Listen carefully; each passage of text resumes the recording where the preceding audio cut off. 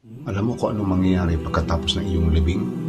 Pagkatapos ng ilang oras, ang iyakan ay mababawasan at ang iyong pamilya ay magiging abala sa paghanda ng pagkain at inumin. Ilan sa iyong mga kamag-anak at kaibigan ay magsisimula mag-usap tungkol sa mga pangyayari sa mundo at kapaligiran.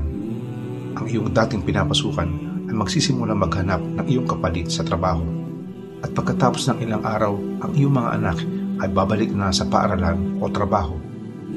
Mga isang buwan o ilang linggo, ang iyong asawa ay manunod muli ng mga nakakaaliw na video at matatawa muli.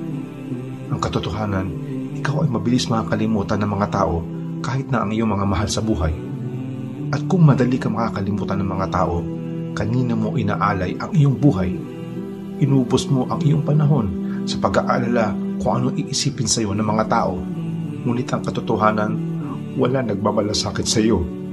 Kaya mabuhay ka sang-ayon sa kagustuhan ng lumikha sa iyo, ang Allah Subhanahu wa Ta'ala.